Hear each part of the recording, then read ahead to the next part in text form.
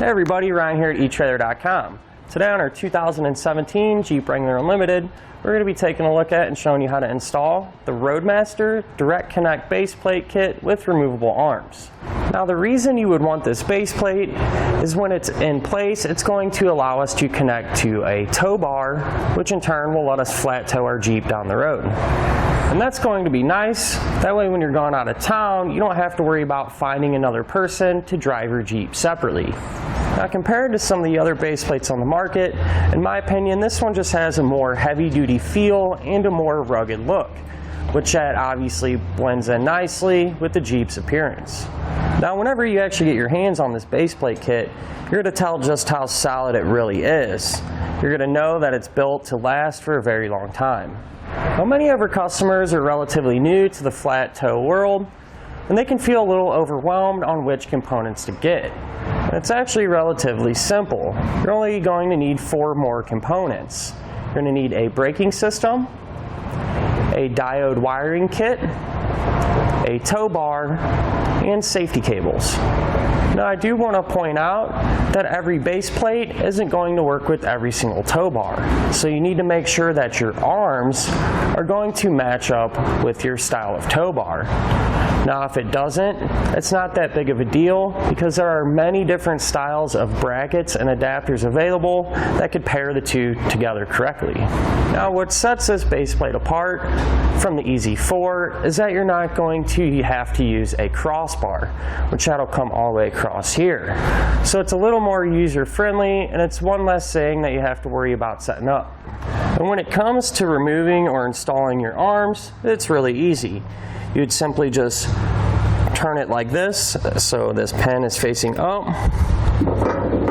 push it in, and turn it, and that pin will lock into that recessed area there, and that's all it takes.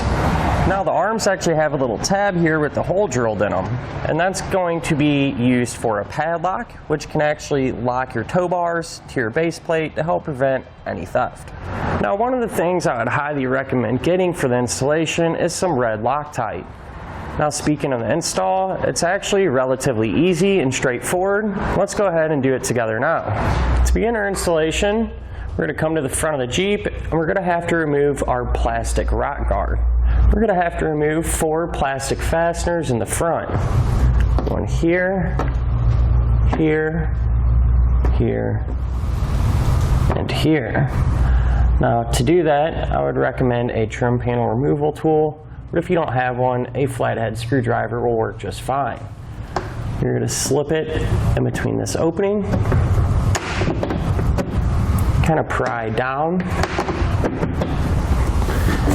and that center section will come loose and you'll be able to pull the whole fastener out. So I'm going to do that for the remaining 3 in the front. Then we're going to come up on the inside of our rock guard and get 2 more of those fasteners undone. We're going to have one just like that on each side, and we'll use that same method from the ones on the front to get these removed.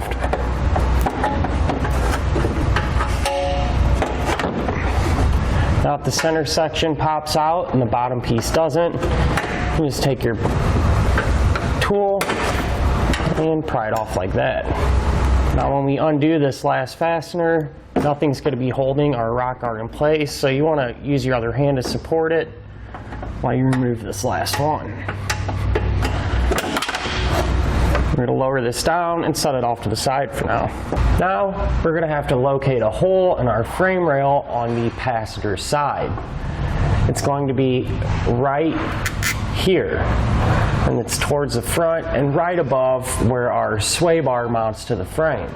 Now what we're going to do is take our long bolt and a 1/2-inch flat washer and push it through that hole.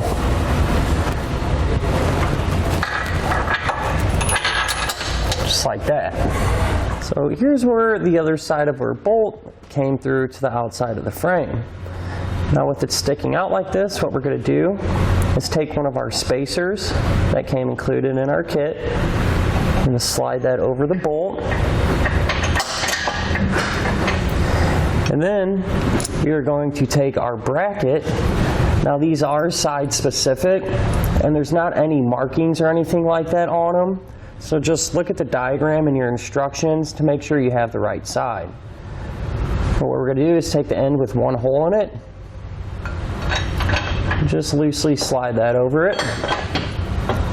And we're going to finish it off with a flat washer, a split lock washer, and finally a nut. Now you don't need to crank all the hardware down just yet. Just get the nut started and hand tight. Now the driver's side is going to be set up exactly the same, so just repeat that exact process.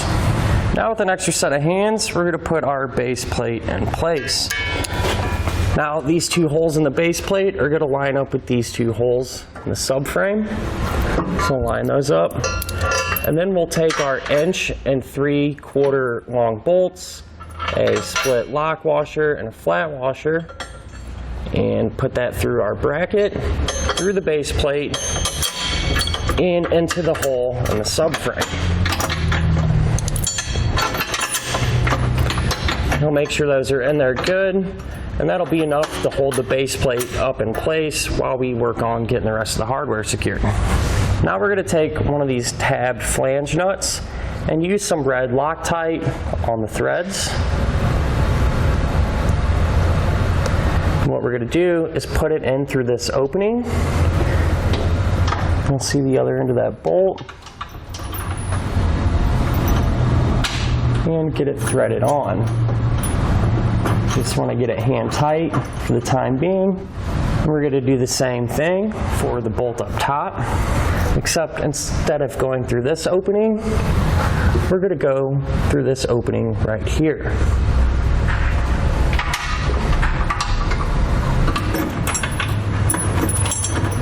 And we're going to repeat that same process over on the driver's side.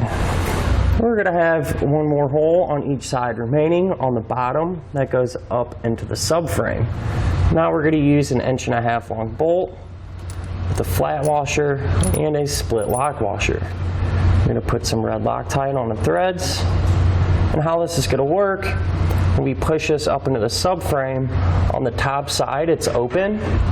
And so we're going to take this nutted backing plate and set that inside, and the bolt is actually going to thread into that and sandwich the base plate to the subframe. Drop that in. Kind of use our hand to line it up. You will have to put a little downward pressure on that plate, because when you push up on the bolt, you want it to stay in place. Once again, we'll get it hand tight and do the same thing on the driver's side. Now, before we tighten all our hardware down, we're going to come back to the side where we first installed that first bolt. Just loosen up that nut and put on some red Loctite. You'll want to do that to each side. And pop our nut back on. And now we can tighten everything down. We're going to snug up our two side ones first.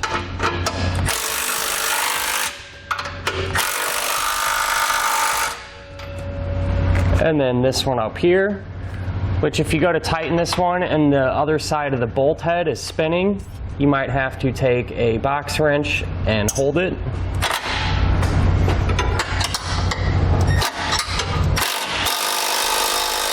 And finally, one on the bottom. Now using a torque wrench, we'll torque all of our hardware down to the number specified in our instructions.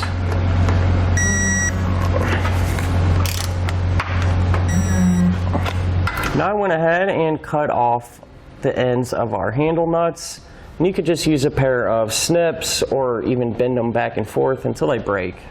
Now we're going to cut our rock guard according to the diagram in our instructions. So what I kind of like to do is mark everything and then kind of just hold it up in place as close as I can and just eyeball everything to make sure it's going to clear.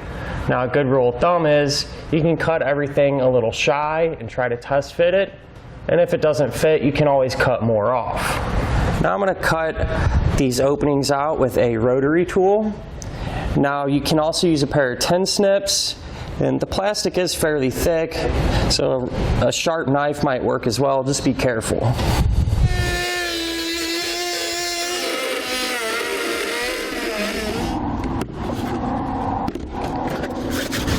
And this is what our panel is going to look like once it is completely trimmed. Now we can put it back in place. And to do that, we're going to kind of have to work the center area around our two tabs here. Kind of slide it in and up, just like that. And then we can reinsert our plastic fasteners. How to do that, you're going to want to kind of pull this center section out as far as it can go without completely removing it. That way these 3 prongs are more flexible. You just put it through the hole in the rock guard into the chassis and push up on that center section. Now the base plate does come with a bracket to hold a electrical connector such as a 6-bolt. Now if you're wanting to use this, all you would do is take the 2 included self-tapping screws, line the holes up, and run those down into those mounting points.